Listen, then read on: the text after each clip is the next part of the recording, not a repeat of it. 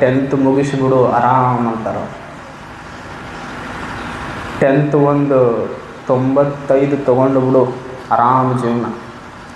ಪಾಪ ಅದು ತಿಳ್ಕೊಂಡು ಓದ್ತದ.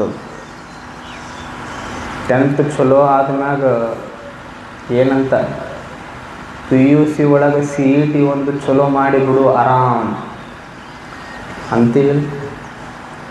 ಅದು ಮತ್ತು CETಗೆ ಓದ್ಕೊಂತೈತದು ಪಾಪ ಹೆಣಗಳಂಗೆ ಚಲೋ ರ್ಯಾಂಕ್ ಬರ್ತದೆ 1000 2000 ರ್ಯಾಂಕ್ ಬಂದ ಮ್ಯಾಗ ಸುಮ್ಮ ಕುಂದಿರ್ತೀವನ್ನ ನಾವು. ಇಂಜಿನಿಯರು ಮೆಡಿಕಲ್ಲು ಹಚ್ತೀವಿ. ಅವಾಗ ಏನು ಹೇಳ್ತೀವಿ, ಇಂಜಿನಿಯರ್ ಒಂದು 4 ವರ್ಷ ಮುಗಿಸಿಬಿಡು ಆರಾಮ್. ಅದು ಹುಡುಗಂತೂ ಎಲ್ಲರ ಅದು ಮಾರಾಯ ಆರಾಮಿಲ್ಲ. ಹೌದು, ಎಲ್ಲರ ಇತ್ತು ಹಂಗೆ ತಳ್ಳಕತ್ತಾರೇನು ನನ್ನ ಜೀವನ.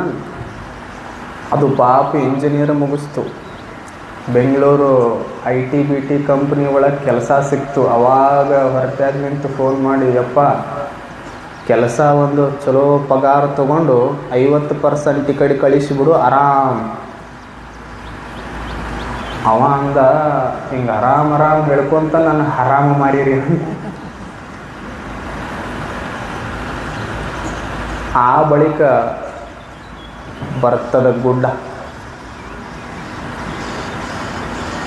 ದೊಡ್ಡ ಗುಡ್ಡನೇ ಇಟ್ಬಿಡು. ಏನು ಹೇಳೋದು, ಮದುವೆ ಆಗಿಬಿಡು ಆರಾಮ್. ಮದುವೆ ಆಗಿ 1 ತಿಂಗಳು ಎಲ್ಲ ಆರಾಮ. ಮದುವೆ ಆದವ ನಿನ್ನ ಜೀವನ ಒಂದೇ ವಾಕ್ಯದಾಗ ಬರೀಯಪ್ಪ ಅಂತ ಕೇಳಿದ್ರೆ ಅವ ಬರ್ದ, ಎಂದು ಮದುವೆ ಆಯ್ತು ರೀ ಸ್ವಾಮಿಗಳ ಅಂದ ಮುಗಿತ್ರಿ ನಂದು ಅಂದ. ಅನ್ನಿಸ್ತದ ಮದುವೆ ಆದ ಬಳಿಕ ಮಸ್ತ್ ಆರಾಮ್ ಆಗೋದಿಲ್ಲ. 3 ವರ್ಷ ಮಕ್ಕಳಾದು ಅಂದರೆ ಅವಾಗ ಆರಾಮ್ ಅನ್ನಿಸ್ತೈತಿ. ಬಿಡಪ್ಪ ಎನ್ನ ಜೀವನ ಅವಾಗೂ ಆರಾಮಿಲ್ಲ. ಮತ್ತು ಜೀವನದೊಳಗೆ ಆರಾಮ್ ಅನ್ನೋದರ ಎಲ್ಲರ ಐತದು. ಶಾಲ್ಯಾಗ ಚಲೋ ಮಾರ್ಕ್ಸ್ ತೊಗೊಂಡಾಗೂ ಸಿಕ್ಕಿಲ್ಲದು, ಕೆಲಸ ತೊಗೊಂಡಾಗೂ ಸಿಕ್ಕಿಲ್ಲದು, ಮದುವೆ ಆದಾಗೂ ಸಿಕ್ಕಿಲ್ಲ, ಮಕ್ಕಳಾದಾಗೂ ಸಿಕ್ಕಿಲ್ಲ.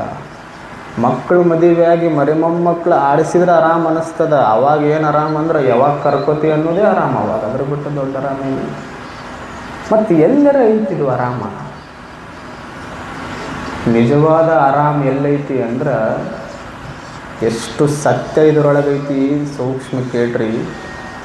ಸೆಟ್ಲ್ ಆಗ್ಬೇಕು ಅಂತಿರ್ತಾವೆ ಪ್ಯಾಟಿ ಹುಡುಗರು, ನೋಡಿರಿಲ್ಲ?